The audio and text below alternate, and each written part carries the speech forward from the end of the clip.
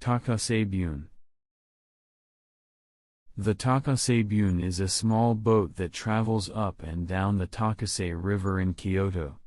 During the Tokugawa period, when a criminal in Kyoto was sentenced to exile, a relative of the convicted individual was summoned to the prison and permitted to bid farewell and plead for leniency.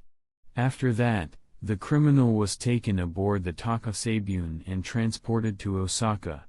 The escorting duty was carried out by the Doshin, who were subordinates of the Kyoto magistrate, and it was customary for one prominent relative of the criminal to be allowed to accompany them to Osaka.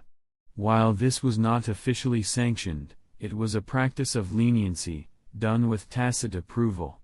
At that time, criminals sentenced to exile were, of course, recognized as having committed serious offenses. However, they were not necessarily the types of vicious individuals who would steal, murder, or commit arson. Most of the criminals aboard the Takasebune were people who had committed unexpected offenses due to misunderstandings. A common example would be a man who, in a fit of passion, killed the woman he loved in a love-related suicide pact, only to survive himself. As the Takasebune carried such criminals, it set off around the time of the evening bell, gliding eastward while viewing the darkened houses of Kyoto on both banks, crossing the Kamo River. Throughout the night, the criminals and their relatives would share their stories and lament their fates. These conversations were filled with regrets that could never be undone. The Doshin assigned to escort them listened nearby, gaining a detailed understanding of the tragic circumstances faced by the relatives of the criminals.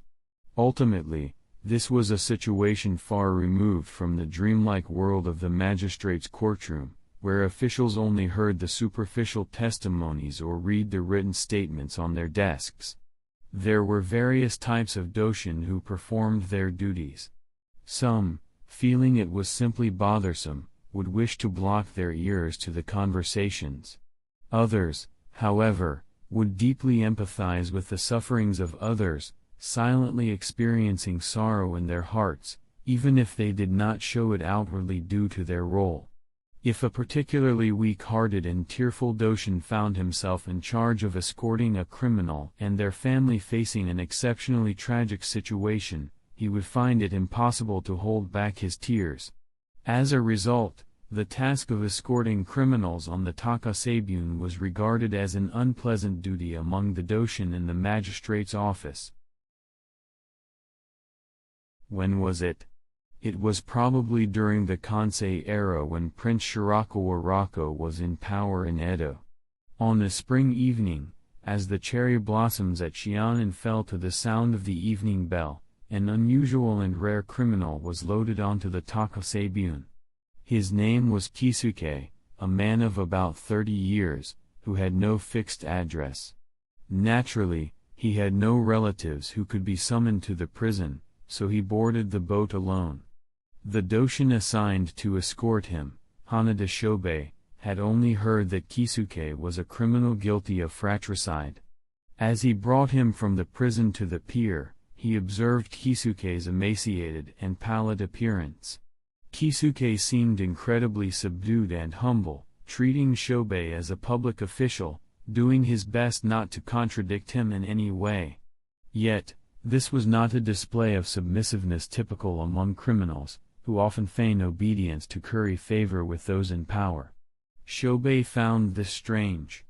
Even after boarding the boat, he did not merely perform his duty by keeping watch, he continuously paid close attention to Kisuke's behavior. That day, the wind had died down by evening, and thin clouds covered the sky, obscuring the moon's outline.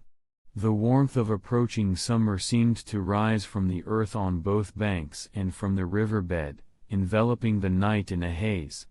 As they crossed the Kamo River, leaving the Shimokyo district, the surroundings fell silent, with only the whisper of water lapping at the bow of the boat. Though criminals were allowed to sleep on the night boat, Kisuke did not lie down. Instead, he gazed silently at the moon, which brightened and dimmed according to the density of the clouds. His forehead was clear, and his eyes held a faint sparkle. Shobei did not look directly at him, but he kept his gaze fixed on Kisuke's face. He found it mysterious and repeated to himself, "How strange." This was because Kisuke's face appeared joyful from any angle, and if he had not been concerned about the presence of officials, it seemed he might start whistling or humming a tune. Shobei thought to himself. He had escorted criminals on the Takasebune many times. However, those he had brought along were usually pitiable figures, bearing expressions that made them hard to look at. But what was the matter with this man? He looked as though he were riding in a pleasure boat. He had supposedly committed the crime of killing his brother, yet regardless of whether that brother was a bad person or the circumstances surrounding the killing, one would not expect him to be in such a cheerful state. Could this pale, emaciated man be such an exceptionally cruel individual, lacking all sense of human emotion? That did not seem likely. Perhaps he was simply a little mad. But then again, there was nothing in his words or actions that was inconsistent. What on earth was going on with this man? The more Shobei pondered Kisuke's demeanor, the more perplexed he became. After a while, Shobei could no longer hold back and called out, "Kisuke! What are you thinking about?" "Yes," replied Kisuke, looking around as if he were concerned that the official might have noticed something. He straightened his posture and observed Shobei's expression.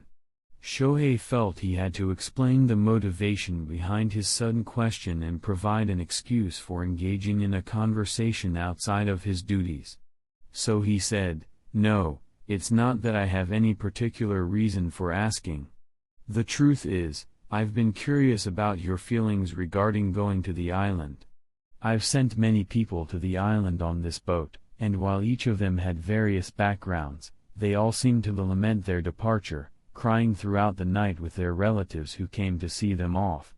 But looking at you, it seems you're not troubled at all about going to the island. What do you really think about it?" Kisuke smiled cheerfully. "Thank you for your kind words. Indeed, going to the island must be a sad thing for other people. I can understand that feeling. However, that applies to those who have been living comfortably in society. Kyoto is a lovely place, but I believe the kind of suffering I've endured here is something that cannot be found anywhere else. Thanks to the government's mercy, I've been given my life and sent to the island. While it may be a difficult place, it's not a place for demons. Until now, I've had nowhere to call my own. Now, the government says I'm to live on the island. Being able to settle in a place designated for me is the most thankful thing of all. Besides, even though I have such a frail body, I've never been sick, so once I'm on the island, no matter how hard the work is, I believe I won't injure myself. Also, I've received 200 mon as a travel allowance for the journey to the island. I have it right here," he said, placing a hand on his chest. It was customary at the time to give 200 mon in copper coins to those who were sentenced to distant exile. Kisuke continued, "I'm embarrassed to say that until today, I've never had 200 mon in my pocket like this. I've always wanted to find work somewhere, and as soon as I found it, I worked hard without sparing any effort. The money I received always slipped from my hands from right to left. Whenever I could buy food with cash, that was a good time for me. Usually, I'd have to pay back borrowed money and then borrow again. But now that I'm in prison, I'm being fed without having to work. Just that makes me feel I owe something to the government. And I received these 200 mon when I was released from prison. Seeing that I can still eat the government's food, I can hold on to these 200 mon without using them. To be able to hold on to money as my own is a first for me. I don't know what kind of work I'll be able to do on the island, but I'm looking forward to using this 200 mon as the foundation for my future work," he said, falling silent. Shohei replied, "Is that so?" But he found Kisuke's words so unexpected that he was momentarily unable to respond, lost in thought.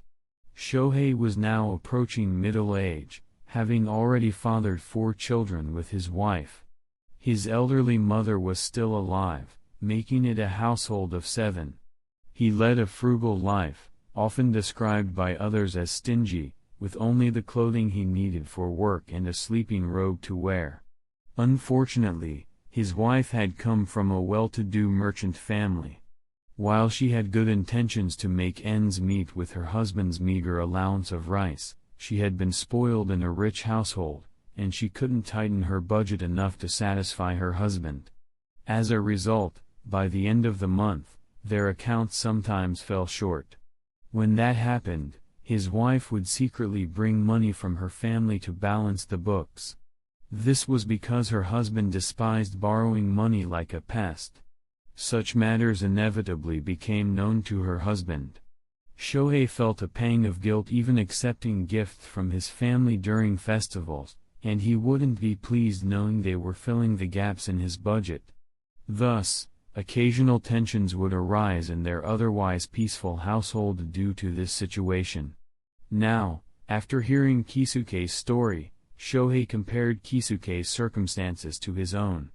Kisuke said that even when he earned a wage, he lost it by passing it from right to left. His situation was indeed pitiful and tragic. But upon reflecting on his own life, he wondered how much of a difference there really was between them. He too merely passed along the rice allowance he received from the government, moving it from one hand to another. The only difference between him and Kisuke was akin to differing digits on an abacus. He didn't even have any savings to match the 200 mon that Kisuke was so grateful for. Thinking about it that way, it was no surprise that Kisuke was delighted to consider his 200 mon as savings. He could sense that feeling from Kisuke's perspective. However, no matter how one approached it, what was truly remarkable was Kisuke's lack of desire and his understanding of sufficiency. Kisuke had struggled to find work in the world. Once he found a job, he was satisfied just to work hard without sparing himself and barely making ends meet. Therefore, after entering prison, he was astonished to find food being provided to him almost as if it were a divine gift, without having to work for it. He experienced a satisfaction he had never known before. Shohei realized, despite differing circumstances, there was indeed a vast gulf between himself and Kisuke. Even though his life sustained by the government's rice was sometimes lacking, it generally balanced out. It was a hand-to-mouth existence. Yet he rarely felt satisfied. He usually went about his days without sensing happiness or unhappiness. However, deep down, lurking was a fear of what would happen if he suddenly lost his position or fell seriously ill. When he became aware of how his wife occasionally took out money to patch up their budget, that fear would rise to the surface of his consciousness. Where exactly did this gulf come from? If one merely considered the surface, it could be said that it was because Kisuke had no family ties while he did. But that would be a lie. Even if he were alone, it seemed unlikely that he could attain the same mindset as Kisuke. Shohei felt that the root of the matter lay much deeper. He pondered vaguely about the nature of human existence. People think about their ailments and wish for them not to exist. They think about the days they lack food and wish for sustenance. They think about the lack of savings for emergencies and wish to have at least some. Even if they have savings, they wish they had even more. As he considered this chain of thoughts, he realized that one could not determine how far one could go before stopping. Kisuke was now showing him, right before his eyes, what it meant to truly stop. Shohei now looked at Kisuke with a gaze of astonishment. At that moment, he felt as though a light was shining down on Kisuke's head as he gazed up at the sky. Shohei called out to Kisuke while also protecting his face. This time he added, "San, Mr. but this was not an indication of full awareness of the change in address. As soon as the voice escaped his mouth and reached his ears, Shobei realized the inappropriateness of this title but felt he could no longer take back the words that had already been spoken. Kizuke, who replied with a hesitant yes, seemed to feel suspicious about being addressed as san and cautiously glanced at Shobei's expression. Shobei, suppressing his momentary awkwardness, spoke. "I hear you have a lot of questions, but the reason you are being sent to the island this time is because you killed someone. Could you tell me why?" Kizuke, appearing terribly frightened, responded, "I understand," and began to speak in a low voice. "It's all a terrible misunderstanding, and I've done something horrifying, so I can't even express how sorry I am. When I think back, I can hardly fathom how I could have done such a thing. I was truly out of my mind. When I was little, my parents both passed away from an epidemic, leaving my brother and me behind. At first, the neighbors felt pity for us, like they would for a puppy born under a roof, so they helped us. We ran errands in the neighborhood and managed to grow up without starving or freezing. As we grew older, we tried not to separate from each other as much as possible, supporting each other and working together. It was last autumn that my brother and I went to a weaving factory in Nishigen, where we began doing what was called sorabiki, unwinding threads. During this time, my brother fell ill and could no longer work. At that time, we were living in a makeshift hut similar to a shed in Kitayama, crossing the Kamiya River to go to the factory. After work one evening, when I returned with food, my brother was waiting for me, saying he couldn't allow me to work alone. One day, when I returned as usual, I found my brother collapsed on the futon, surrounded by blood. I was startled and threw down the bamboo-wrapped package I was holding and rushed to his side, asking, "What happened? What's wrong?" My brother looked at me with a pale face, blood smeared from both cheeks down to his chin, but he couldn't speak. Every time he breathed, I could hear a whistling sound from the wound. Unable to understand the situation, I asked, "What's wrong? Did you cough up blood?" When I tried to approach him, my brother pushed himself up a little with his right hand on the floor. His left hand was pressing firmly under his chin, but blood clots oozed between his fingers. With his eyes, he tried to tell me to stay back, and finally managed to speak. "I'm sorry. Please forgive me. I thought it was a hopeless illness, so I wanted to die quickly to relieve you a little. I thought that if I cut my throat, I could die immediately, but the air just leaks out, and I can't die. I pushed deep, thinking I could die if I did so, but it just slipped aside. The blade doesn't seem to have broken. I thought if you could pull it out, I could die. I can't stand the pain of speaking. Please help me pull it out," he said. When my brother loosened his left hand, more air leaked out. I couldn't find my voice, so I silently looked at the wound on his throat. It seemed that he had taken a razor in his right hand and had tried to cut his throat horizontally, but that didn't work, so he had driven the razor in deeply, as if gouging. Only the handle protruded about 2 inches from the wound. After seeing all this, I was at a loss for what to do and looked at my brother's face. He was staring at me intently. I finally said, "Wait, I'll go get a doctor." My brother looked at me with resentment but pressed his left hand firmly against his throat and said, "What good will a doctor do? Ah, it hurts, hurry and pull it out, please." I felt utterly helpless and could only continue looking at my brother's face. In such a moment, it was strangely apparent that the eyes could speak. His eyes seemed to say, "Hurry, hurry," looking at me resentfully. In my mind, I felt as if something like a wheel was spinning around, but my brother's eyes didn't cease their terrible insistence. Furthermore, the resentment in those eyes gradually became more severe, eventually turning into a hateful glare, as if glaring at an enemy. Seeing this, I thought that I must do as my brother had said. I said, "I have no choice, I'll pull it out for you."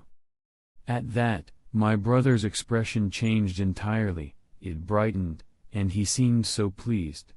I thought that I had to act decisively and leaned forward. My brother released his right hand, which he had been pressing down with, and lay down after propping his elbow on the floor with the hand that had been covering his throat. I gripped the razor tightly and pulled it straight out. Just then, an old woman entered through the front door, the very woman I had asked to give my brother medicine or do something for him while I was out. It was already quite dark inside, so I didn't know how much the woman saw, but she exclaimed and then dashed back out, leaving the door wide open. When I pulled out the razor, I took care to be quick and straight, but it felt as if I had cut something that had not been cut before. Since the blade was facing outward, it must have cut outward. I stood there, still gripping the razor, dazedly watching the old woman enter and then run out again. After she left, I realized my brother was no longer breathing. Blood was pouring from the wound. Then, until the elders arrived and took him away to the office, I placed the razor nearby and stared at my brother's face, which was half opened in death. As he finished speaking, Kizuke, who had been looking up at Shobei with his head slightly bowed, lowered his gaze to his knees. Kizuke's account was well structured, in fact, it might have been too structured.